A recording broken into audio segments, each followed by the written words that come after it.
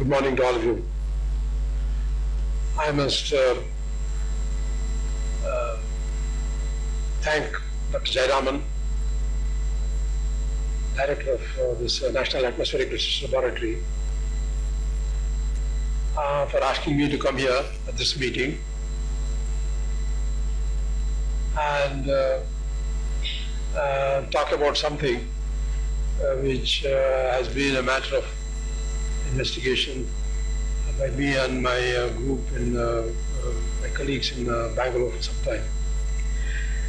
But before I go on to the subject of what I want to say, I'd like to make a few general remarks. First of all, it's a pleasure to be in Garden Key after some time and see that it has changed. I remember when it was still the National MST radar facility, and the transformation that's occurred in this place in terms of the wide variety of facilities and the scientific programs on hand is remarkable. And I must congratulate NARL for developing into such an advanced and productive center. Now, I see that this meeting here is sponsored by the International Center for Theoretical Sciences at Bangalore. And it's only some 3 weeks ago that we had another meeting in Bangalore, also sponsored by ICTS at the Indian Institute of Science. And that was also part of the same series. This year, the world is observing the year of the mathematics of the Earth. And I think India is off to a good start with 2 meetings in such close succession in the first 2 months of this year.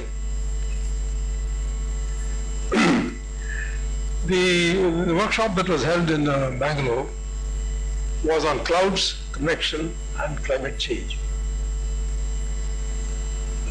In fact, I could start my talk by the penultimate slide in Dr. Jayaraman's presentation about the secrets that the clouds have and how they are very important for understanding what's going on in the atmosphere. First, let me say a few words about tropical meteorology, because we are in the tropics, only some 12 degrees or so north of the equator here. In some sense, I believe, and I think there are many other people who believe, that tropical meteorology is the current frontier in atmospheric sciences. That's how many of the people who came to Bangalore for this other meeting entered the field. And after realization that today the weakest area in atmospheric prediction is in the tropics. This is actually paradoxical, because a very interesting study by Charney and Shukla showed many years ago that the tropics had to be actually more predictable than the higher latitudes. However, the reality is that our skill in predicting what happens in the tropics is lower than at the higher latitudes. And the questions that in particular the people living in the tropics, but actually the whole world should ask, is why this is so, and why the skill we have is lower. But there are many reasons. Of course, modern meteorology started at the higher latitudes. And we don't have the kind of data, the intense observation that has gone on in other places in the world. But beyond all of that, I think that there are some deep, fundamental physical problems with the dynamics of the tropics. First of all, the tropics are not, the tropical meteorology is not just a local interest. No, it's not of local interest only. The tropics receive more solar energy than the higher latitudes, because that's where the incidence angle is lower. And therefore, there is a surplus in the energy received in the tropics, which is exported polewards. If it were not for the export of this energy to the atmosphere and the ocean, from the equator to the pole, the higher latitudes should be much colder than they are now. The pole to equator temperature difference is about 40 degrees, and it is estimated that if this circulation originating in the tropics conveying warm air and water up towards the poles didn't take place, if that advection weren't there, if the transport weren't there, the temperature differences would be more like 100 degrees. So what happens in the tropics and these circulations affects the globe as a whole, all the way, so to speak, to the poles. In the meeting that we had in Bangalore, Mitchell Moncrief said, I should probably say admitted, because some of us have felt this for a long time. He said that most of the general circulation models in use in the world today are high latitude centric. And the errors that they make in the tropics are substantially more than at higher latitudes. In India, well, rainfall is a major variable, and attempts to predict rainfall have been made for about 100 years at least. And if you look at the record of these predictions made by Indian Weather Service, the India Meteorological Department, there are a large number of occasions when the forecasts have been wrong.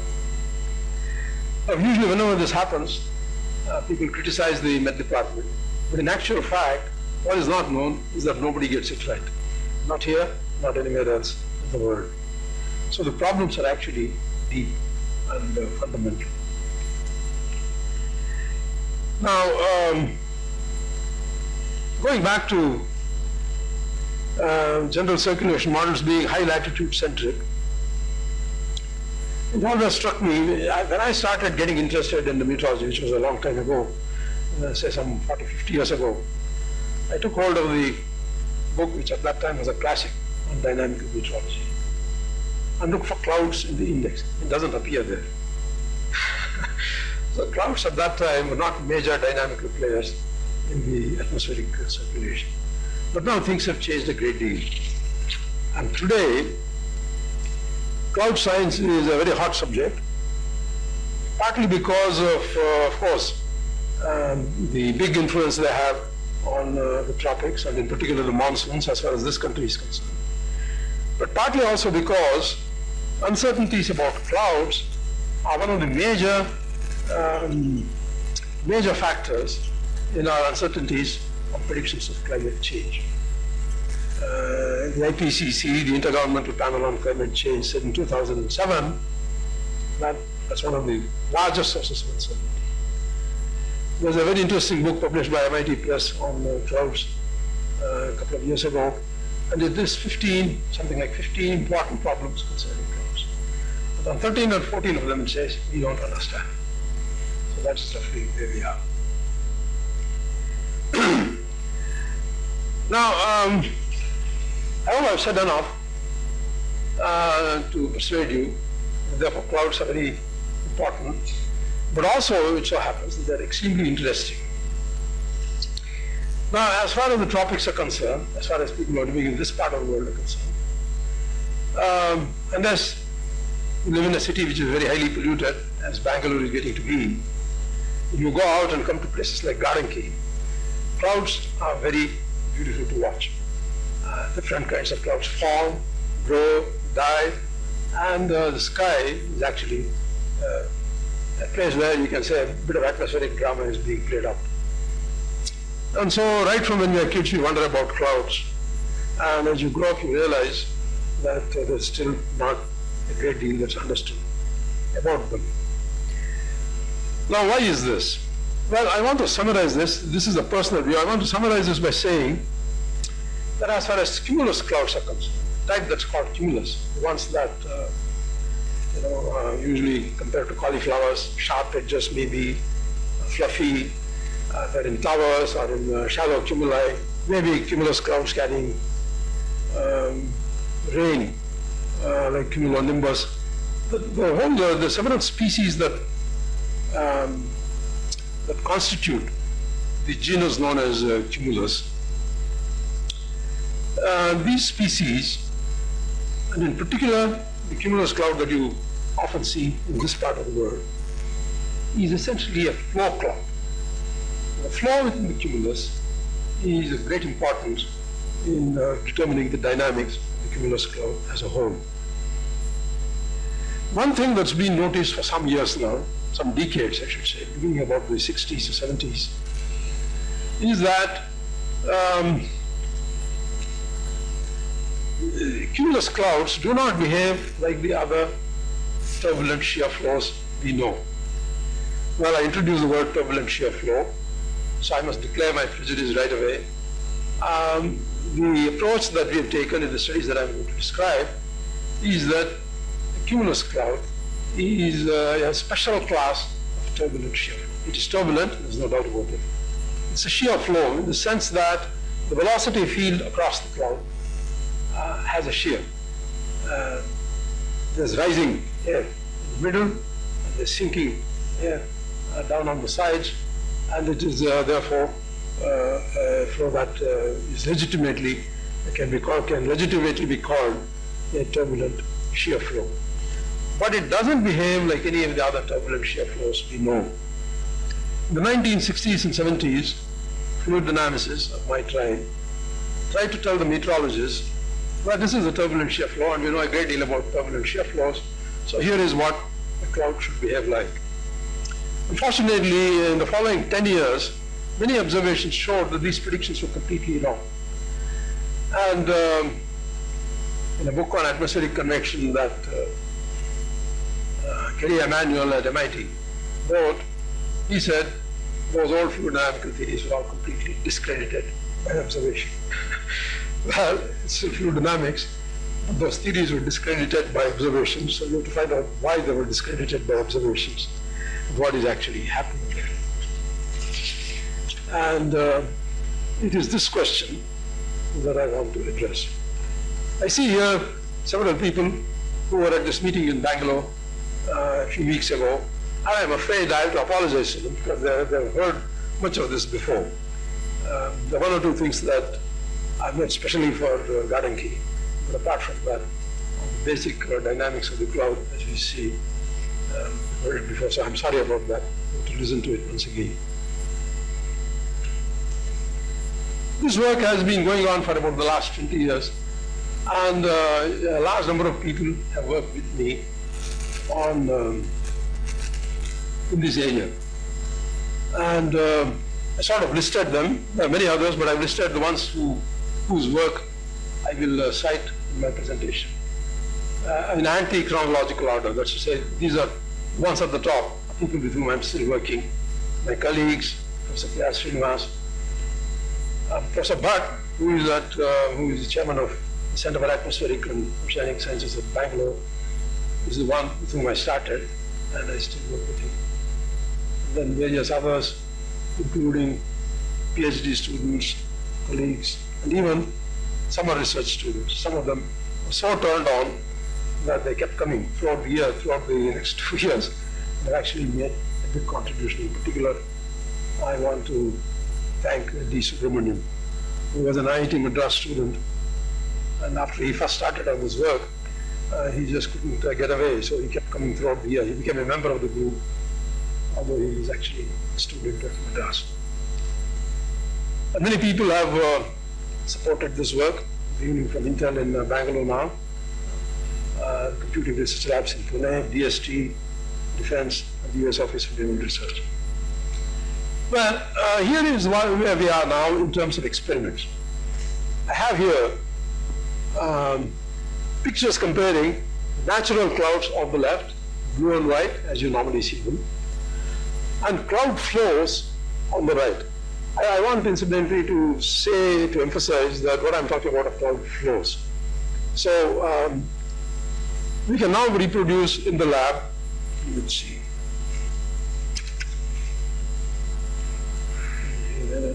Okay, thank you. Yeah, that's okay. So we can now reproduce flows like this cumulus congestus, as it's called, the shallow cumuli here, and then rises like a tower, and there's this commonly called cauliflower type, three sharp edges, dome here. Well, we can reproduce those flows, pretty resembling them very much. The detailed shape is not the point, but the kind of evolution, the structure is what is so similar. Here is a cumulus congestus, and here is a cumulus mediocris, and as this second Latin word indicates, this is sort of in a state of decay. It's weak. This is vigorous convection. This is convection which is dying out. And both of these can be reproduced. Now, the view that we take in describing these flows is that they're basically transient. Clouds are basically transient flows. They arise, they grow, they reach sometimes a brief stage of what you may call maturity, and then they will die. So they have a life cycle associated with the cloud. So this is in the late stages of that life cycle. This is in the middle, vigorous stage of that life cycle. Let's see if I can get this movie going. I'm not quite sure whether I can do that. Let's see. I should push some switch here to getting a movie going.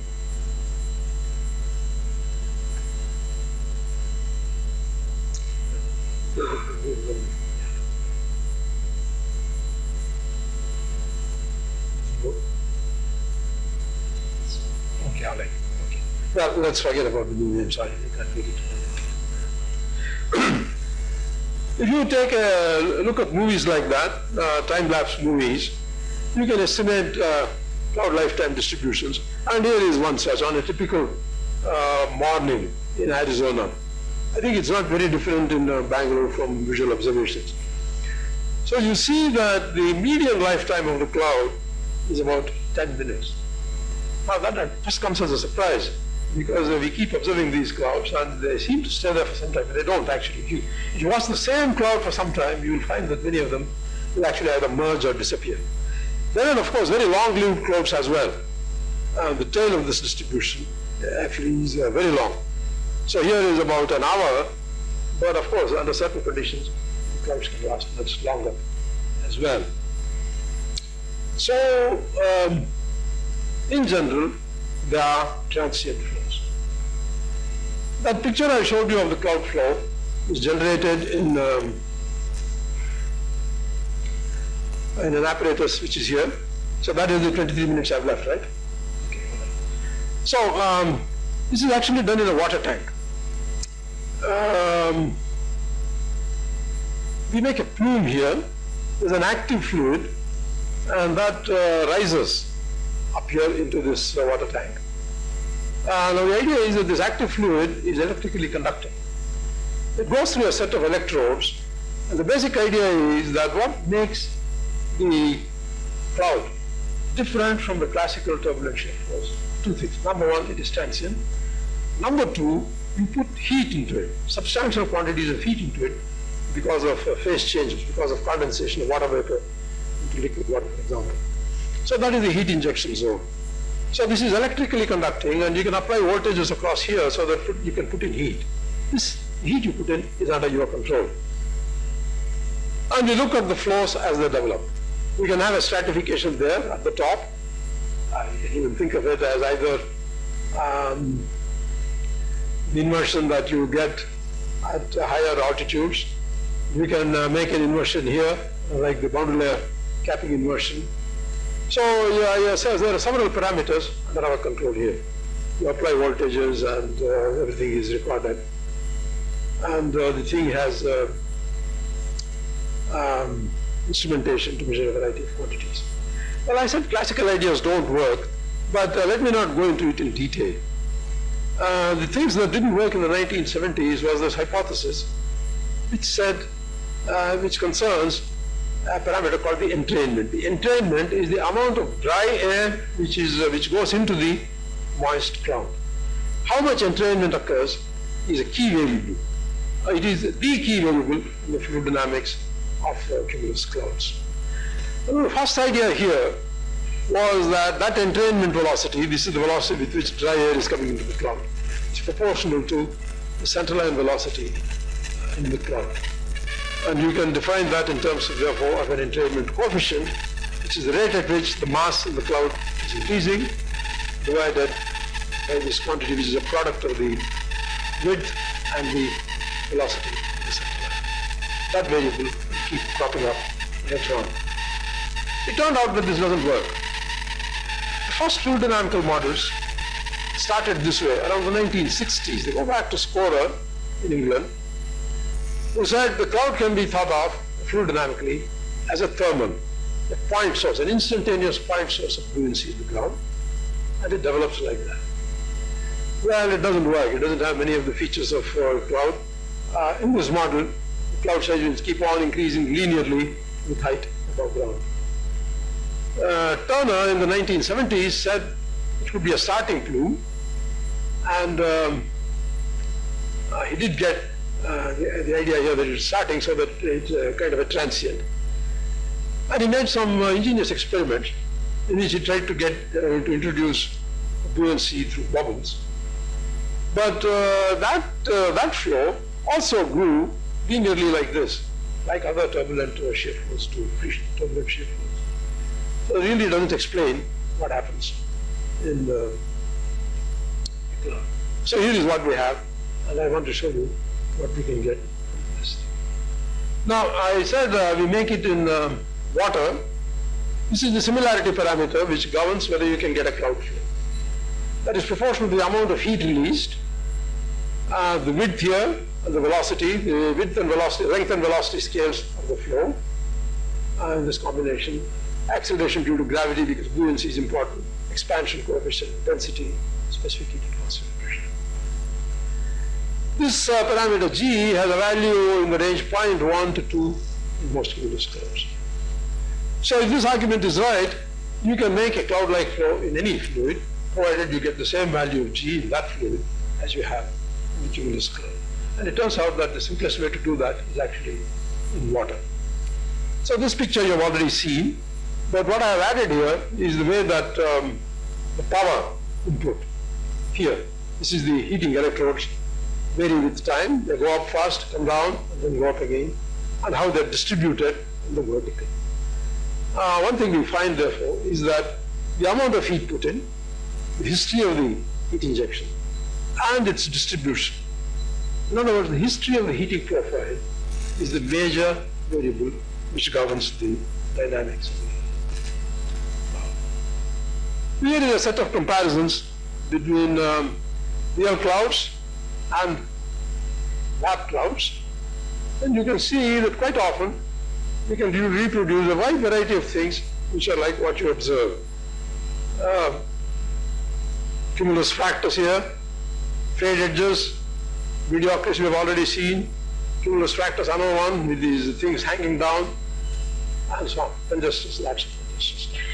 And an autocumulus, cumulogenitus, which is about here. So there are a wide variety of cumulus cloud types that can actually be reproduced in these apparatus. Now, to do it experimentally is important because in the atmosphere, no two clouds are alike. And even when you make measurements with aircraft and so on, by the time you make the traverses, the cloud has actually grown, and it's not the same cloud that the aircraft first entered at some altitude. In the lab, you have the possibility of repeating the same cloud again and again, and therefore we can, under controlled conditions, see exactly what is happening. First thing we find out is that heating causes major structural changes in the flow. And this is the key to understanding why it's different from other standard flows. Here is a plume. This part of the plume is a classical canonical plume. That's to say, if you look at the fluid dynamics literature, measurements reported in the Journal of Fluid Mechanics, for example, this behaves very much like that kind of plume. Now here is where we start putting in heat. This is incidentally a laser flow visualization, a slice of the plume. And this is dye, rhodamine, for example, rhodamine 6. So you can see that the structure here is very different from the structure here, in two different ways. First of all, the black thing, which is the ambient fluid, dry air, this is a cloud. You can see bits of dry air all over here. Once you start adding heat, the amount of dry air in here is very much less. The amount of ambient here is very much less. Furthermore, this looks very much more mixed than this is. So we have therefore, if you want to put it that way, when you add heat, you have a transition in the nature of the flow.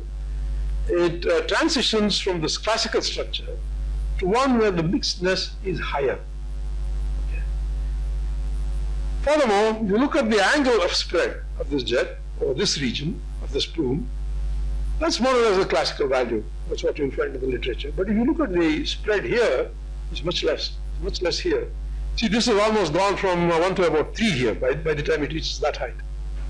But from here, it's actually very much less.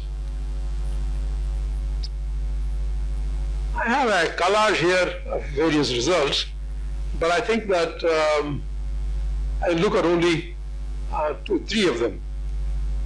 First one is here. It shows what happens to the width of the flow. That width varies linearly. This is the height as it does here. And then after you start putting in heat, it levels off, as you can see. In fact, it can even narrow down at some places. If you take the change in that width and plot it versus that similarity parameter that I showed in an earlier slide, you see that it correlates very well. So that similarity parameter does tell you something about the state of the cloud. Here, well, I think we'll come back to that in a later slide, so maybe I postpone it for the present. Here are the structural changes seen in from a similar kind of image that I showed you earlier, the unheated plume and the heated plume, with false color imagery here, depending on dye concentration. That is the unheated thing. You can see the kind of thing that I've been talking about, and here is the heated thing. And you can see that in the heated thing, this red thing goes all the way across. So high dye concentration extends much further along the curve. That incidentally already indicates the amount of dry fluid coming in relatively has gone down. If you take a cross section of this flow, and you see that the same thing here. This is the one without the heating, this is the one with the heating. Look at the very high concentration of dye in the middle. Many aircraft experiments through clouds have observed what's called a protected core. That protected core, I believe, is actually what we see here. I said entrainment is a major variable, and our current understanding is that it takes place in 3 steps. First, the fluid outside, the dry air, is sucked in, is induced into the large eddies in the core of the flow, in the core of the cloud,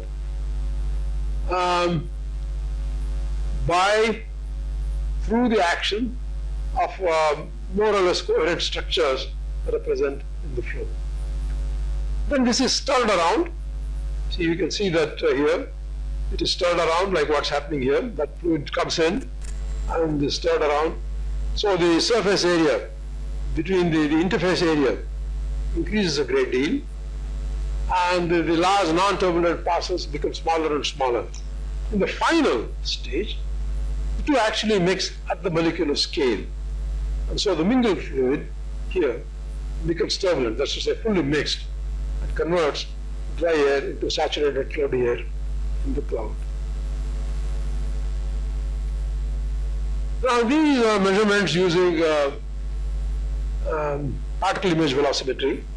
So they give you whole field measurements, and those whole field measurements, from those whole field measurements, you can, with one snapshot, find out what the entrainment velocities are everywhere along the flow. Now here is the classical plume. You can see this is space, this is a height really. You have to turn it around to get the coordinates right as they are in the cloud. That's the entrainment coefficient. You can see that the fluctuations are huge. They go down almost to 0 at some places, no entrainment at all. And here they are at other places, about twice the average value, or even more. The average value is here. And the average value is in surprisingly good agreement with previous measurements in steady flows. So you can see that that in fact is behaving like a classical plume. Once you put in heat there, fluctuations remain, they're still strong. You can see that the entrainment is actually, the entrainment coefficient is low at 2 meters. So we can see here that the heat, because of the effect on the structure that we already described, completely changes the way the fluid is entrained. If I plot the entrainment coefficient versus height, this is where the heat is being injected. Different experiments now, some done abroad after our work here, one in Delaware and one in Florida. They show by and large similar behavior. They start off here as in classical flow, then most of them rise. First of all, at first it goes up as you put in the heat, and then it goes down. It actually becomes zero here. So below here it is detrainment, and in some cases there's actually fluid is detrained. In other cases it goes down to zero. If classical similarity theory had been applied, it should have been here on this line. But you can see that the fluctuations from that line are huge, and changes in entrainment are very large. There was a thermodynamic, fluid dynamical large eddy simulation done by Rams and Kwang on convection. And they define a purity coefficient. Purity is determined in terms of how much of the fluid that comes in at cloud base remains there as you go higher.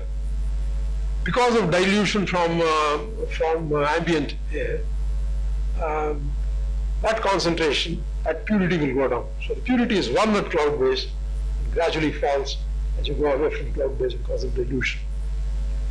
So that is the purity that he computed, and I've taken the 2 limits there for 2 different resolutions. That's what he had computed. And these are the measurements that we made from the lab. You can see that by and large are very close. And at the place where you stop the heating, it tends to level off. Or at least there is a knee in the curve. A knee which is reproduced in Rams and Kwang's computations as well as in our measurements. Now that's very important. It's very important because it says that it indicates that heating is the key. If you put in the right heat, the way that the fluid behaves is the way that it is behaving in the cloud. Okay, so from that, here is a first order, low order picture of what happens in a non-precipitating cumulus system. We've not talked about the microphysics very much at all, thermodynamics barely, but phase transitions occur in the cloud, and that leads to heat release. What we have shown in the lab is that this heat release determines very largely the cloud fluid microdynamics. And I'm going to show you in a few minutes that a large part of the mathematics underlying this is really Navier-Stokes, classical Navier-Stokes, but with the Boussinesq approximation for buoyancy. So what we have done is to say that this box actually now begins to make sense, and the results hang together. What remains to be done is to make sure that all of these are connected. So if from this box we can obtain how phase transitions occur, how much water vapor condenses into liquid water, the box will be closed. So I show you some recent experiments in a transient plume, transient jet and plume. Now this is once again done by particle image velocimetry. So you have whole field measurements in a given instant. And if you plot the mass flux there, that's the ratio of the mass flux, versus height, in this case it's a jet, an immediate jet, but it's a transient jet. This jet has reached that point 12 seconds after it started. The mass flux goes like this. And the central line velocity goes like this. You can see that it reaches a maximum around z equal to 100. The same thing here, around z equal to 100, it changes. The bulbous thing at the top has a dynamics different from the rest of the cloud below. And if you put it in terms of that same entrainment coefficient, this time the entrainment coefficient is on the horizontal axis. That is 0. To the right is entrainment, to the left is detrainment. The classical value, similarity value, is this black line. This is what it is. This is the entrainment coefficient in the unheated jet. And this is the entrainment coefficient in the heated jet. So if you think of this as the cloud, this is the unheated jet.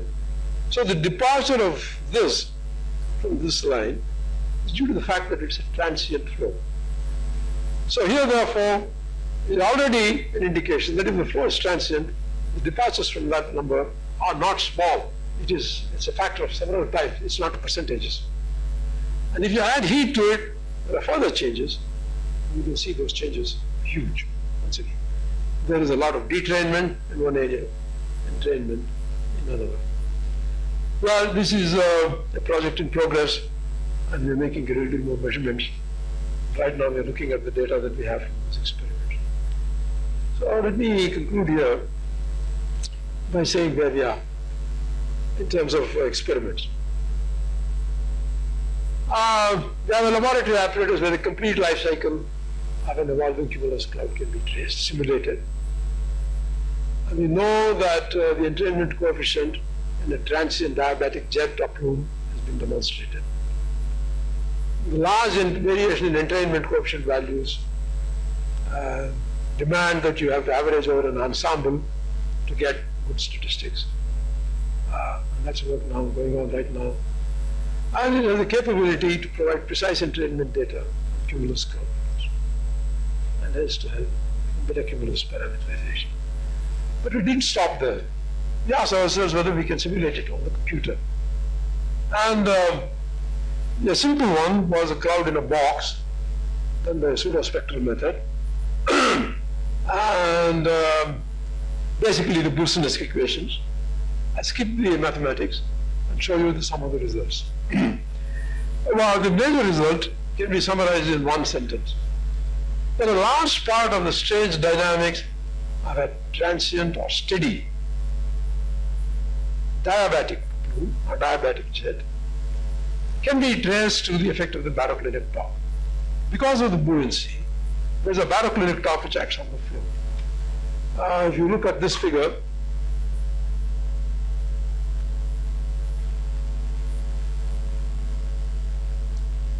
there's a gradient in the temperature across the flow. This is a cloud, warm cloud fluid, cold fluid outside.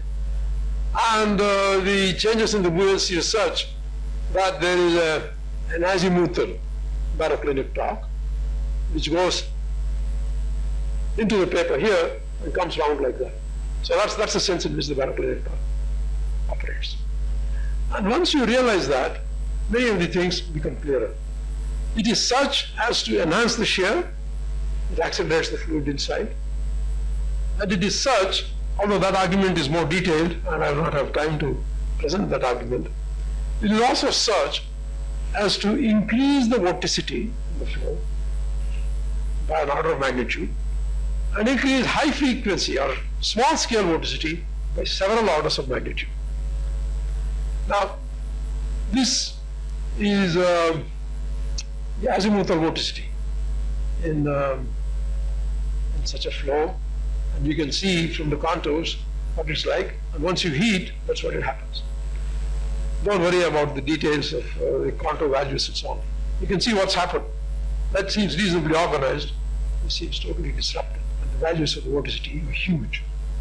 If you actually look at the entropy, that's to say the vorticity squared, mean value of the vorticity squared, I show you the spectrum.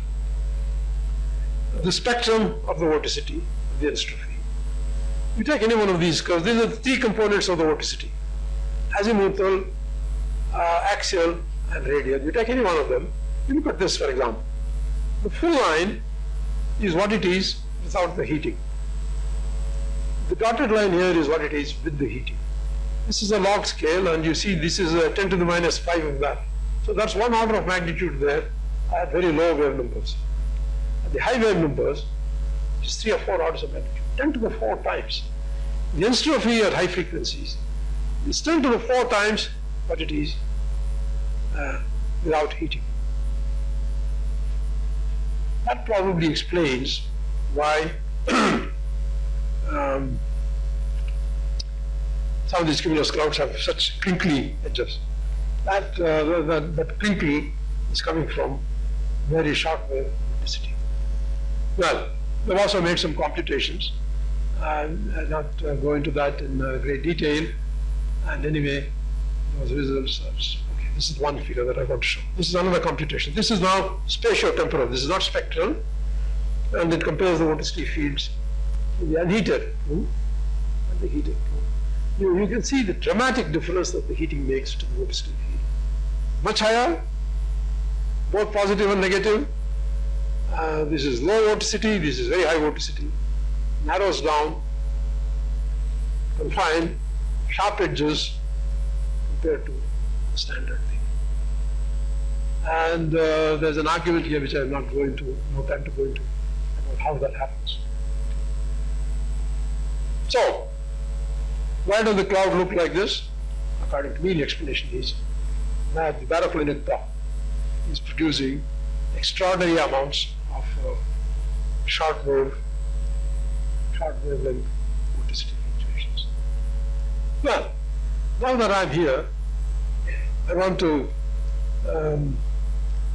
this is the ulterior objective of my talk. I want to suggest that NARL is in a position to look at convection systems, certainly mesoscale and even larger ones. And there's an extraordinary advantage in doing it here. Our conclusions, I would say that the transient diabatic plume, can I have a few minutes before I finish? I've already said this, the entrainment coefficient shows dramatic variations. The heating profile in the vertical history play a key role in the evolution of the cloud. And the baroclinic top explains a lot of things that seem mysterious. Okay. And not, okay. Now, Dr. Jayaraman already mentioned this satellite, Megatropic. It's up there now and sending out data. As he mentioned, Saphir and Scarab, radiation and humidity profiles are working very well. Madras, there's still some things to be done before that data can be released. But we will have, as a result of this satellite, several times a day. See, it can make 4 to 8, it's a tropical orbit, so it can revisit a given site several times. So you should have some data over Garanki, for example, several times a day. So you can actually track the diurnal cycle. It will give us all these quantities: rainfall over the oceans, integrated water vapor content, liquid water in the clouds, convective rain areas, ice at cloud top, humidity in 6 layers from the surface to 12 kilometers, outgoing short and long wave radiation from the top of the atmosphere, water vapor and temperature profiles from the GOS, from the payload known as ROSA. All of those. The thing which we don't have, you want to understand the cloud system, is the velocity field.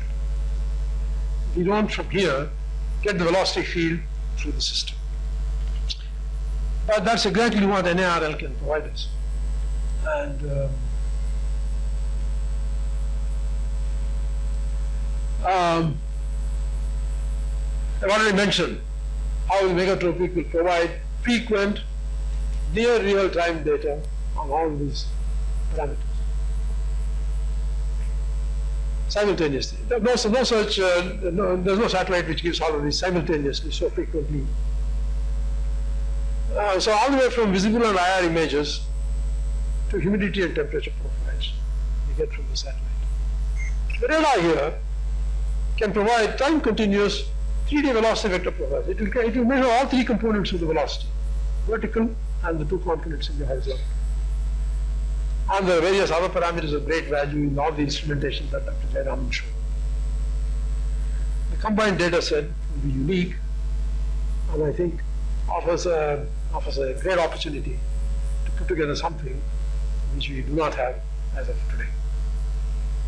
So my ulterior objective is see if we can do that together. Some people who want to do it together, I might be able to do something There's a big opportunity, there's an excellent opportunity that we will gain fresh insights by doing it. Thank you very much. Thank you for exceeding my time. Thank you for permitting me to exceed my time.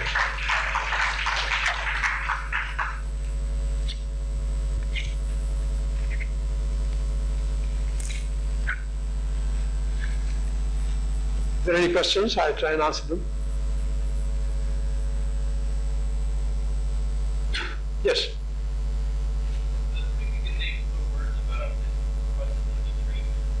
Sorry? The process of detrainment. Detrainment, yes. Right. So the human treatment is a big thing of fluid, right? Detrainment. I mean, so typically when we think of cumulus clouds, detrainment really isn't detrainment at all. It's simply the clouds reach their level of neutral buoyancy and spread out to make room for the rest of the plume to come up. But you talked about this process of detrainment sort of as the Yes. was growing. Yes, yes. And so is this, can you give a physical description Yes, there? yes. Well, as I said, the way that research in fluid dynamics, turbulent flows has gone, is that we don't think of entrainment as just right away mixing, but there are three processes that constitute what has normally been called entrainment. The first stage of it is the engulfing of fluid outside into the flow. In an ordinary turbulent shear flow, that may be a rotational flow outside. In a cloud, it may be dry air outside. And that is done, basically it has to have a fluid dynamical mechanism, and the fluid dynamical mechanism is vorticity inside the flow. If it's a classical turbulent shear flow, that vorticity is organized.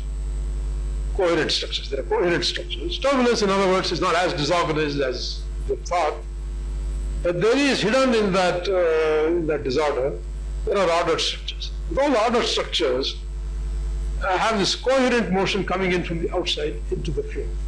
That's the first stage. That's engulfment. And then you stir them around, and finally it's molecule-to-molecule mixing. Now, in the case of a transient flow, and in the case of heat addition, when you have a diabatic flow, this vortex structure is altered. So, I have not gone into that in detail. The vortex structure is such that if you look at a cross section, well, actually, if you have time, I think I have a picture here. I passed over it because I was getting out of time. So let me see if I can. Yeah. If you look at this,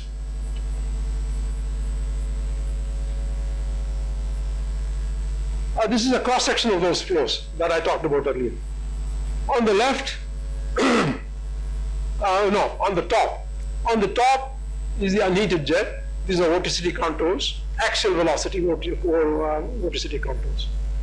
And here, similar axial vorticity contours is the heated jet. These are heated, these are unheated. So the lower thing shows the effect of heating on what you see in the upper thing. Now, this is, of course, I've taken just one section. You really have to look at many different sections. And I have, of course, taken the most dramatic section.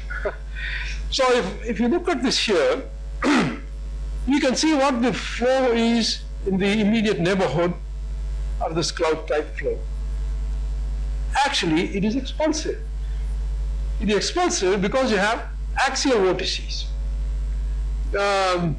We think of the normal vorticity as azimuthal. That's how the flow starts. But there's a process of equalization in the different directions, as you saw in those spectra.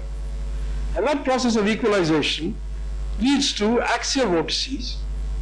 And if these axial vortices occur in pairs, the motion can be expulsive. You can see in this spectacular case, fluid is being expelled here, and a little bit here. It is being sucked in here. So this part of the flow is entraining, this part of the flow is detraining.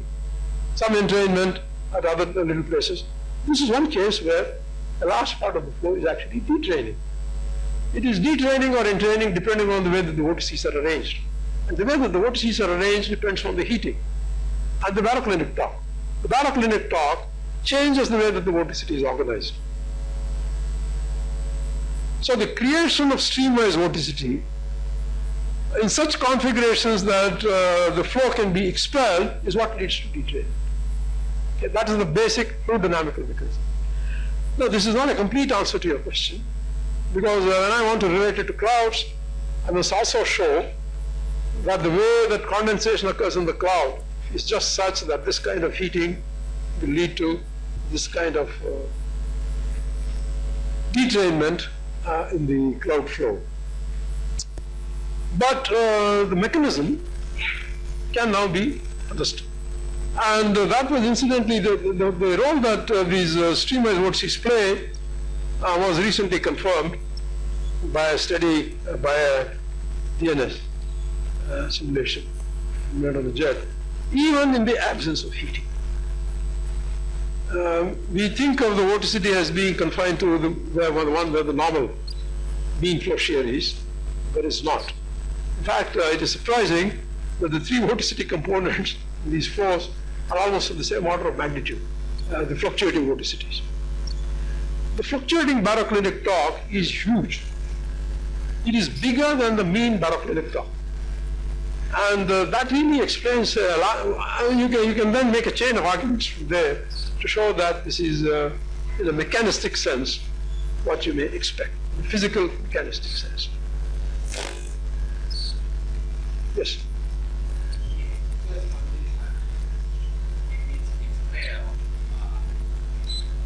If this the vertical vorticity component is bigger. This is the vertical component, that's correct, yes.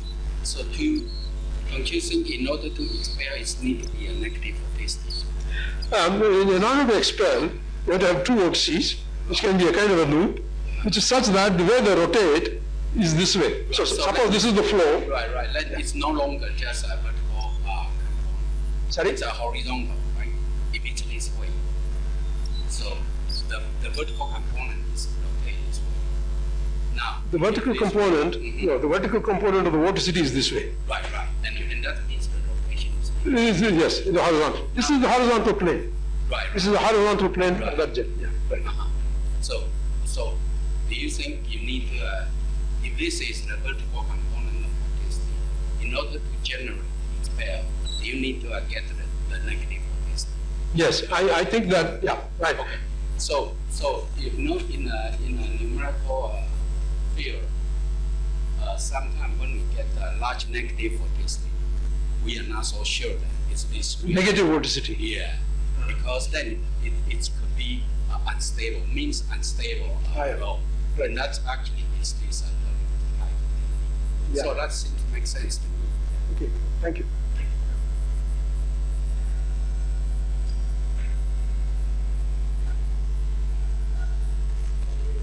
Thank you.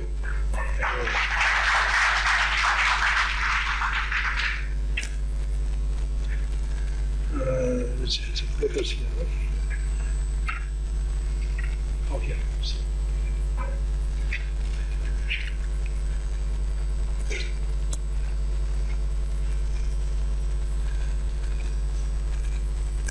Sorry. Thank you.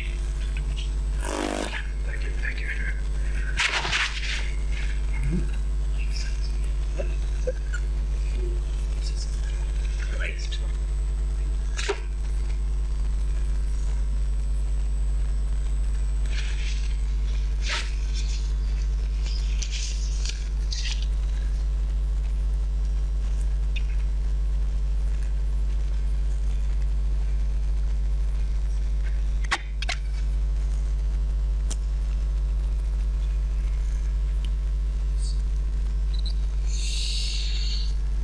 one. Let's see. Here. Which way? Okay. And put here.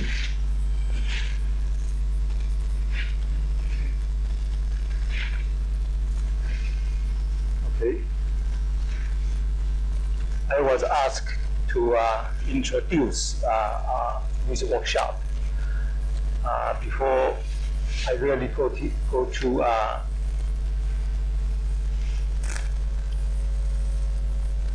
the main thing, let me digress to something else. Actually, I should thank you to the organizer and Director Padmavibhushan and all the local organizers and all the overseer scientists. I would like a little bit digress to before talking about this introduction of this workshop. Actually, I meet about 2 years ago somewhere in our ISM workshop, and then he contacted me to go to this workshop, and I would like to help, but actually we've been answered as a budget problem, and also it's they may not be changing for the international travel because operational purpose or something. So I actually asked whether we can put into a member of the committee, so I give an excuse to come over here. So, but it's actually it's unexpected. Say, put me as a chairman. I'm not so senior. But very surprisingly is when I keep contact with MEA, he give me all the list of the oversee the international scientists. I was actually very surprised that this workshop is actually will be a very prolific, for discussing become a very prolific meeting, because all the international scientists they invited is actually world-class, excellent scientists, especially in the market. So I think you make a very, very good effort to have this workshop. So this is part of the introduction. But I think let's back to our main thing here. So this program is being organized as part of the activity related to mathematical of the planning first 2013.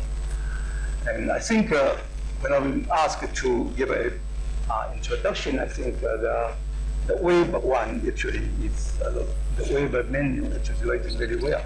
So we don't need to go into detail, and I didn't prepare any transparency or any PPT here. So let me paraphrase of what we have operating in that menu.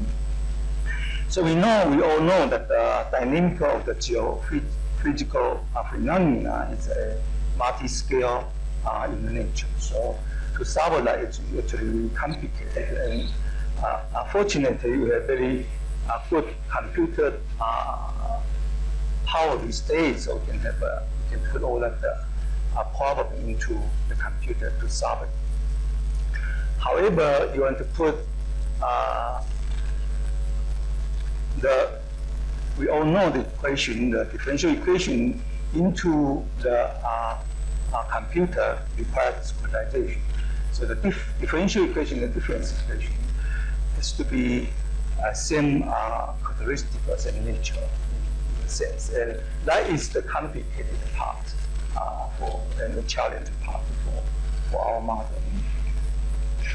So the basic objective of this program is to bring, of course, I already said, all the world-class excellent scientists over here to discuss, and so we can has all that leading experts in this field to elucidate the challenge and all the particle conservation and all this programming, all the modeling. Especially we are concentrated in this meeting on the dynamic. So in additional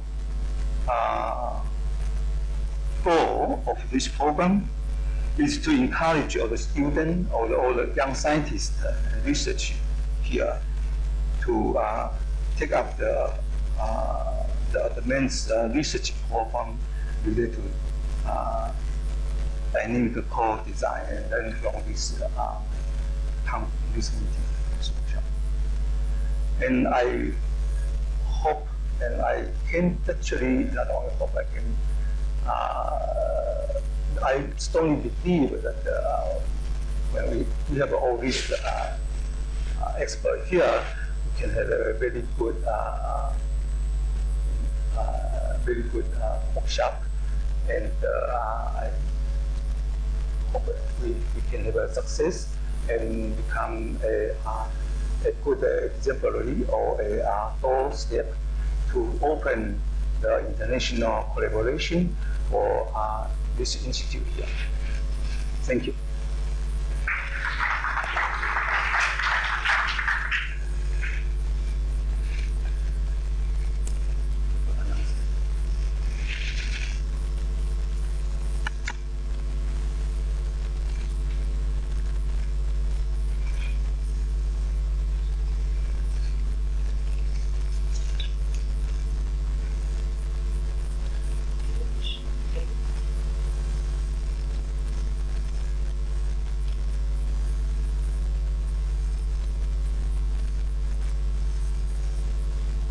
Good morning to all of you. On behalf of Director Inyar and faculty members, let me take this opportunity to extend our genuine thanks to Professor Narasimha and Professor Henry Yuan for their very informative and comprehensive briefing on the topics related to this program. I request now our Director, Professor Jayaraman, to present a memento to Professor Narasimha. Please.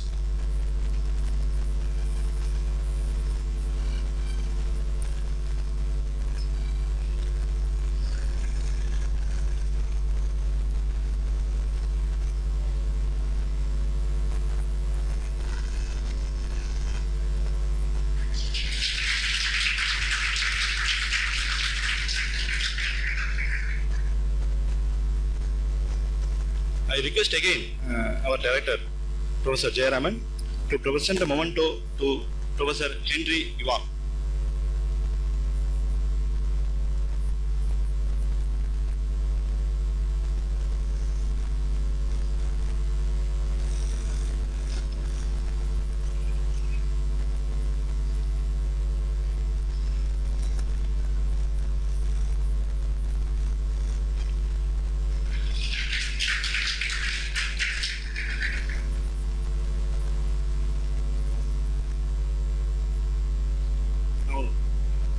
An announcement. This is displayed here. Kindly load your presentation and preview it well in advance. If your presentation is other than Microsoft PowerPoint presentation, kindly inform us well in advance. We have overhead projector facility and also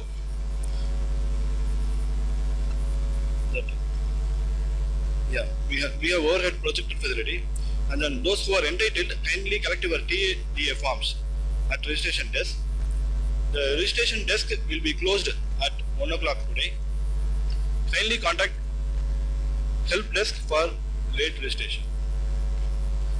After tea and lunch breaks, kindly resume back to conference hall at least 5 minutes before the scheduled starting time of the session.